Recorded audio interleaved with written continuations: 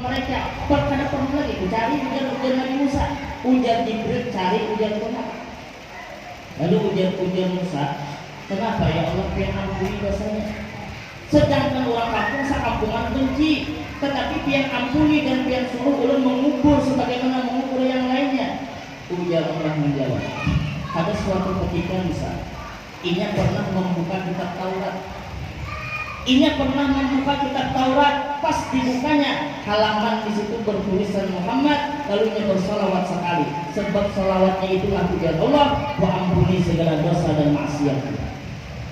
Kada tahu kita pas malam Jumat ini 10 tahun yang akan datang kita sakaratul maut, mungkin di situ akan datang pertolongan dari Allah Subhanahu wa taala.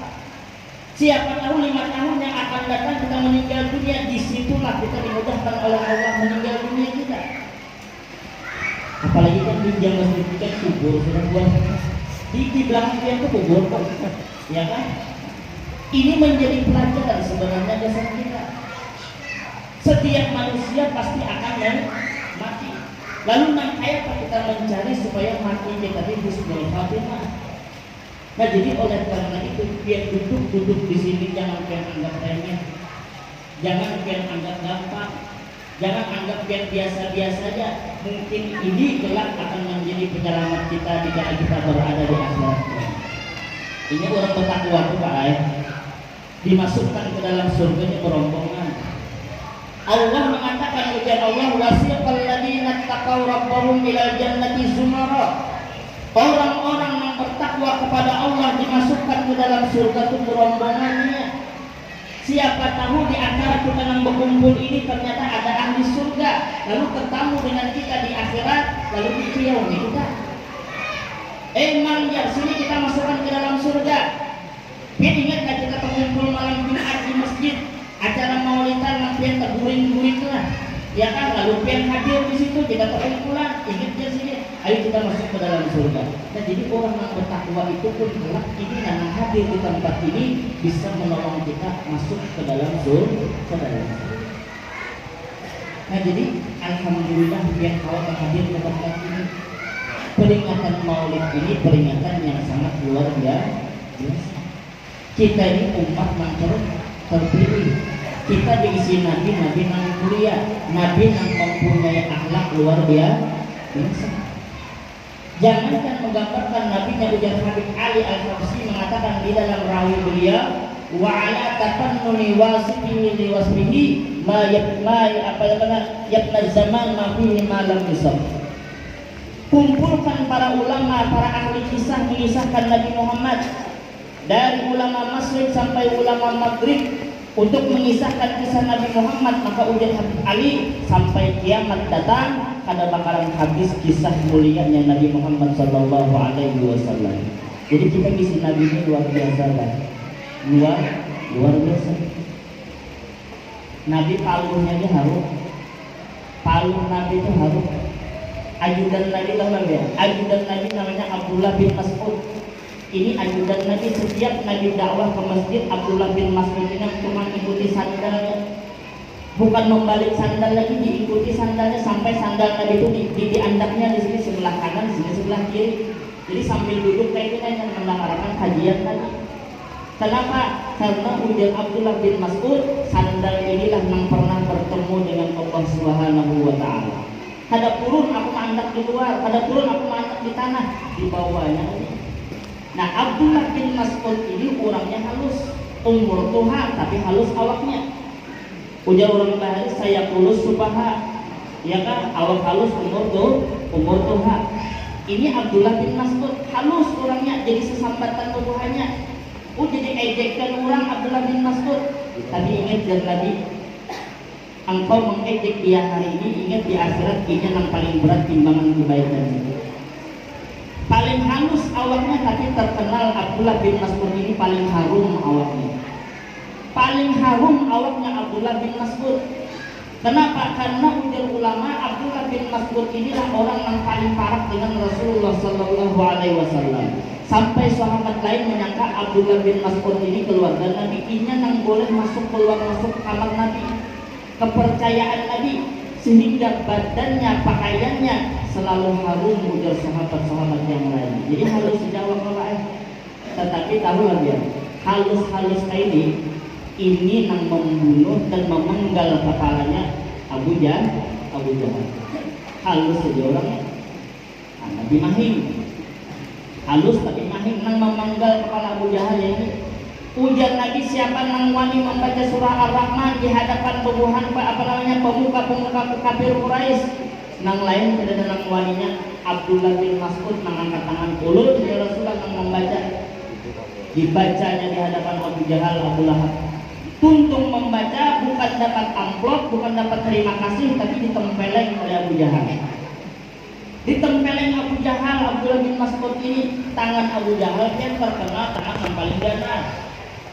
Sampai habis ditempelengnya, ditataknya pulang telinga Abdullah bin Mas'ud, ditataknya.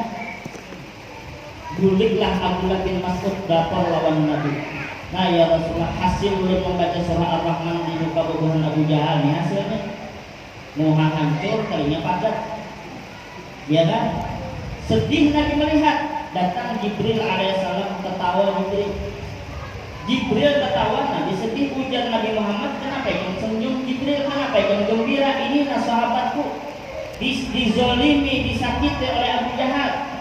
Lalu ujar Jibril, kita kena tahunya kisahnya. Lalulah ada lawas, terjadilah perang Badar. Ya kan? Di situ umat Islam menang. Kafir Quraisy banyak yang terbantai. Ujar Nabi, Abdullah bin Mas'ud, cari nanti orang kafir, kalau ada yang masih bergerak, tatak dia, bunuh dia. Sambil berjalan, Abdullah bin Mas'ud mencari. Ternyata Abu Jahal yang bergerak.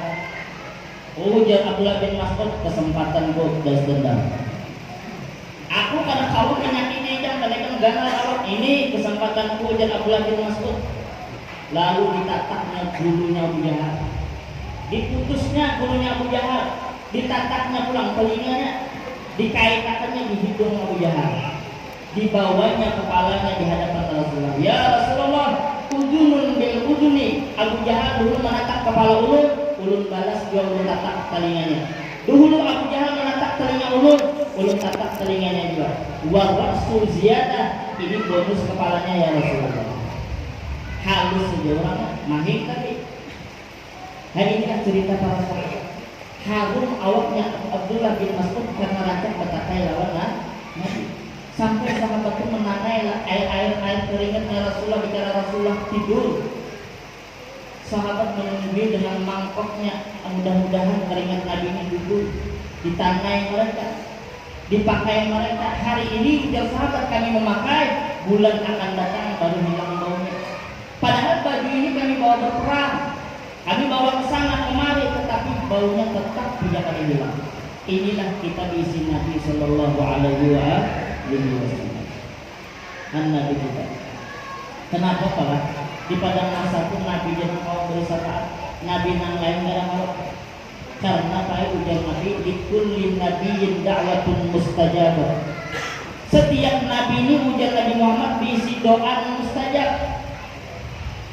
Tetapi doa-doa Nabi yang lain itu sudah dipakainya semasa hidupnya. Apabila Nabi berdoa dengan satu doa yang mustajab, mengangkat tangan, seketika itulah Allah mengabulkan doa-doa mereka. Nabi-nabi dan Rasul lain sudah memakai, tetapi aku belum lagi Nabi. Kutunda doa itu akan kupakai kelak di padang mahsyar. Jadi Nabi tidak pernah memakai. Nabi tidak pernah memakai doa itu, kelak di padang mahsyar dipakai yang Nabi. Makanya di kota Taif, dikala Nabi datang ke kota Taif, Nabi dilempari batu.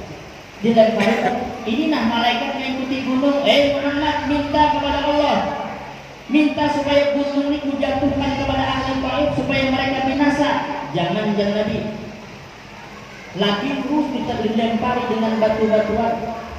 Sahabat kiri kanan ini malah bingung melihat Nabi. Bukannya Nabi menutup muha, tetapi Nabi menandai darah dan titikan. Nabi kada menutup muha sini. Ujar sahabat yang lain, ya Rasulullah tutupi muha pian. Amun kada ditutupi muha pian makin banyak darah yang keluar. Tetapi Nabi terus menandai darahnya. Tahulah jangan Nabi kan, bumi yang menginjak ini ada kuciak. Ujar ng tanah menginjak ini berkunjak, ya Muhammad, setetes saja darah engkau turun kepada kami, akan kami kami telan ahli Taif semuanya. Ini nak aku pada hendaknya Nabi. Siapa tahu yang melempar kulit fisik anak cucu yang beriman lawan aku. Makanya kutahani darahnya biar mukaku yang luka, tetapi jangan sampai ada setetes darah yang titik ke tanah yang kuinjak ini. Nabi Muhammad hendak menyelamatkan umatnya, menahan doa tersebut karena Sidin tahu di padang mahsyar doa tersebut akan berguna luar biasa. Nah, ini acara yang seperti ini sebenarnya kayak tidak ada apa-apanya dibandingkan pengorbanan sahabat dahulu. Kita ini cinta lawan Nabi sekedar peringatan yang kayak ini padahal orang bid'ah juga, dipadahkan orang syirik juga. Lalu kayak apa kita hendak menampakkan lawan Nabi, cinta lawan Nabi, sedangkan kita sembahyang kada kawan kayak Nabi ribuan rakaat setiap hari. Kita kada kawan puasa sunat kayak Nabi banyaknya. Dengan cara inilah kita menampakkan kecintaan kita kepada Nabi Muhammad, dan mudah-mudahan ini kelak menjadi dalil dan menjadi hujjah dasar kita di akhirat agar mendapatkan syafaat Rasulullah Sallallahu Alaihi Wasallam. Dengan cara ini aja lagi kan. Nah, makanya ini amal pian akan pian bawa ke dalam kubur dulu.